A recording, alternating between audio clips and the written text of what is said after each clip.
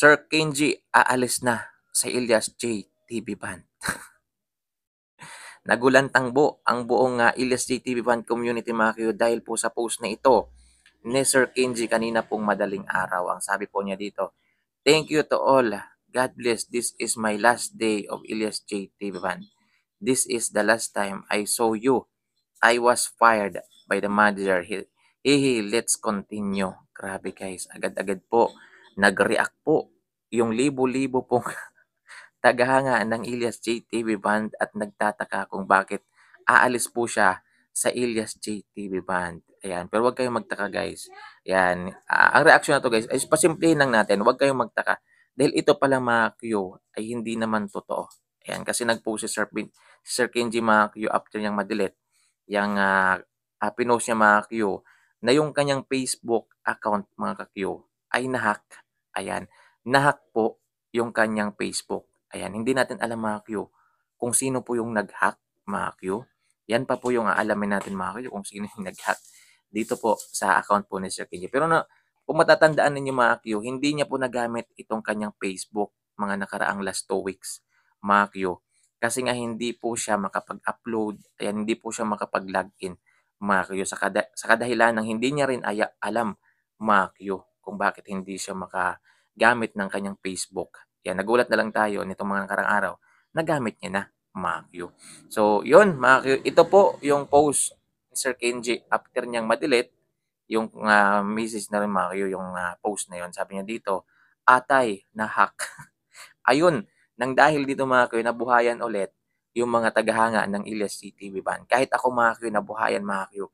Kasi hindi ko talaga ma-imagine mga Q na wala po si Sir Kenji sa Ilyas CTV Band. Nasanay po tayong lahat na kumpleto sila. Yan. Kahit hindi po si Sir Kenji umalis guys, malulungkot po talaga tayong lahat. Yan, kahit sila Dave yung umalis o sila Sir Jimmy, malulungkot po talaga yung karamihan mga Q. So dito guys, mas na-convincing po ako nung nag-post, yung ni-repost, shinare po ng kanila pong composer, official composer na si Nathaniel Cabanero, na ang sabi po dito, "Mga ohay, huwag kayong maniwala na alis sa Ilyas Band. Ito ay latest post niya. Kalma lang kayo." Yan po, mas na-convincing po ako mga kayo nung nakita ko yan. Kasi una kong nakita kanina mga kayo, pagising ko pa lang, yung post ni Sir Nathaniel. Yan. Kasi kagabi, natulog ako mga kayo na nagtataka, nagtatanong mga kayo kung bakit siya alis. And akala ko talaga totoo. Pero pagising kanina mga kayo, ayun, nakita ko, may other post po siya na nahack daw yung kanyang Facebook mga kayo. Grabe. Maraming inatake mga kayo sa puso dahil po dito sa post ni ito ni Sir Kenji. Pero guys, kalma lang po tayo dahil nahack po yung kanyang account. Nahack po yung kanyang account.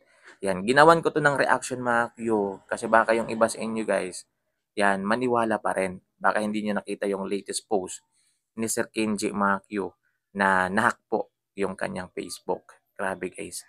Kung sino man yung nag-hack sa kanyang Facebook, yan pa po yung hindi natin alam. Pero kung nahack man yan mga Q, hindi yan palalampasin ng Ilas TV Band Management mga Q. Kung nahack man yan, siyempre guys, gagawa nila ng paraan yan.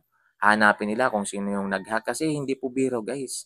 Hindi po biro yung ganong post. Kita nyo naman, ilang oras pa lang, 1 hour ago pa lang mga kuya, umani na kaagad ng kulang-kulang 7,000 reaction. At yung comment guys, ang damukal yung comment doon sa post na yon ni Sir Kenji kasi ang dami pong nagmamahal sa banda na ito, mga Q. Grabe.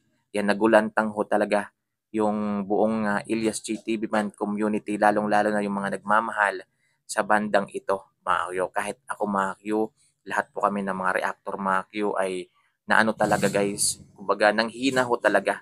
Kasi sanay na sanay tayo, mga Q, na magkasama silang lahat. Di ba?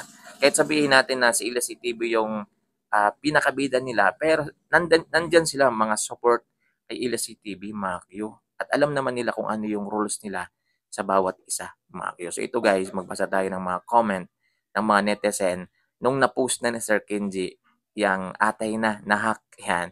So siyempre guys, yung iba, tuwang-tuwa. Yan. So ito guys, magbasa tayo. Ayan, at ito yung isa sa mga comment mga kayo na babasa natin. Random comment ng mga kayo doon nasa post ni Sir Kenji Makio na nahack daw yung kanyang Facebook. Sabi po niya ito, "Daghang nahilak, oy grabe makatulo-luha Sir Kenji."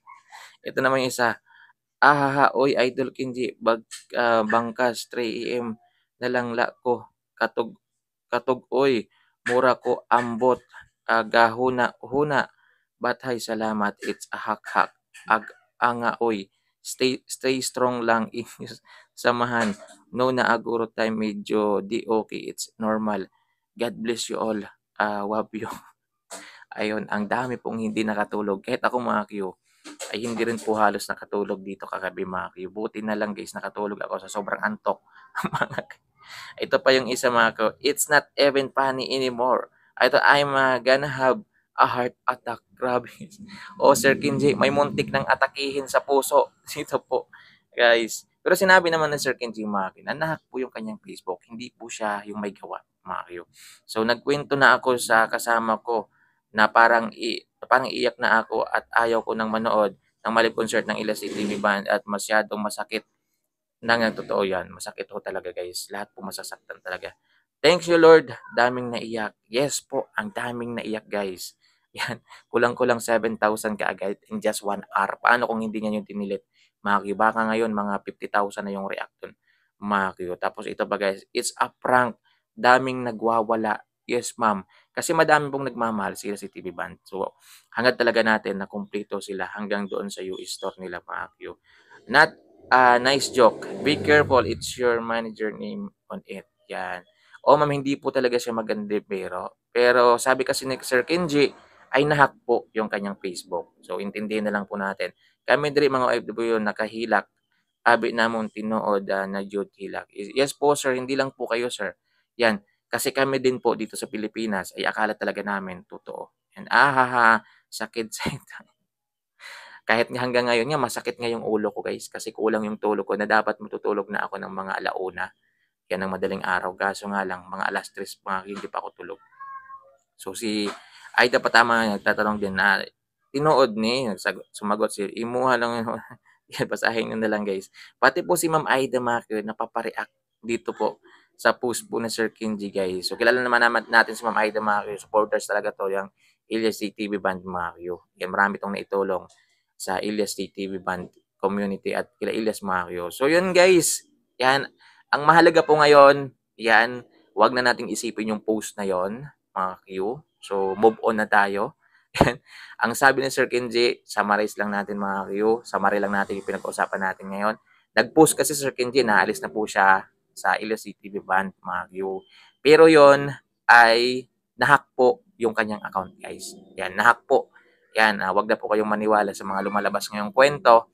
Baka may marinig na naman kayo guys na kung ano-ano. Mas maganda po kung hindi po kayo convincing.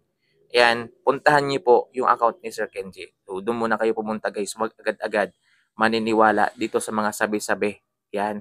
Kasi itong mga ganitong pagkakataon mga Q, binabantayan lang to ng mga buzzers ng Ilyas JTV Band mga Q.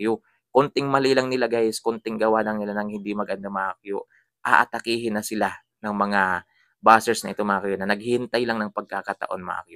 Kaya kami pong mga protector dito mga Q, kami pong mga reactor ay ano talaga sa inyo mga Q. Nagre-remind talaga sa inyo na wag basta-bastang maniniwala sa mga ganito guys. Mas maganda puntahan nyo yung kanilang mga official account. Lalong-lalo sa panahon niya to mga Q na sinasamantala po ng iba, yung kasikatan po ni Ilyas TV mga Q. Kaya kung ano-ano yung ginagawa nila mga Q, makapagpanloko po ng kapwa Pilipino na ginagamit po yung pangalan ni Ilyas TV mga Q. Ang dami po nilang paraan guys. Ayan, dito po sa mga humihingi ng like, follow and share mga Q, react, tapos bibigyan daw kayo ng pera. Ito pa, yung mga high clothing mga Q, na may mga nagbebenta ngayong piki mga Q na ginagamit po ang Ilyas JTV management. Ayan, so kung gusto yung makabili ng legit talaga na under kay Ma'am Abby mga Q, punta po kayo sa official store nila sa Shopee. Wag po dito sa mga page na itong mga Q na nag-aalok po ng Ohay t-shirt mga Q. Mga fake po yan mga Q. Kung gusto yung makabili ng original mga Q, puntahan niyo po yung account ni Ma'am Abby. Ayan, hanapin nyo doon yung official store nila mga Q sa Shopee. So yun lang guys. Yan, again po, maging aware po tayo. Yan, wag basta-bastang maniniwala guys. Yan, protektahan yung mga sarili ninyo, yung pera ninyo. Yan, at syempre guys, protektahan natin ang LSA TV Band. Mga Q, wag agad-agad maniniwala sa mga fake nyo, sa mga kumakalat na kung ano-ano dito sa social media laban po sa kanila. So maraming salamat mga Q sa panonood. Yan, ingat po kayo mga Q. Thank you po. for watching. At least kahit papaano guys, naliwanagan po tayong lahat kahit papaano. Yan, simple man 'tong ginawa kong video na 'to mga Q, dito po in-explain ko lang kung ano yung nangyari mga Q, sa post ni Sir Kenji, then after niyang i-delete yung post at kung ano yung na-post niya, na nagsabi po siya na na-hack po yung kanyang Facebook. So yun lang guys, maraming salamat po. Ingat po kayo guys ha. God bless po sa ating lahat. Abangan po ninyo yung mga update natin dito po sa YouTube channel natin. Ayan, sa mga hindi pa po nakapollow, sana po suportahan niyo po yung ano natin guys, yung YouTube channel natin. At kung may alam kayong ano yung mga issue ngayon kay Ila TV Mago na, kung, na hindi kayo convincing mga Q, yan i-comment niyo na lang diyan sa comment section para tayo mismo mag-conduct ng ano mga Q, ng pag-uusisa diyan sa mga ganyang bagay. So yun lang guys, maraming salamat. Ingat po kayo.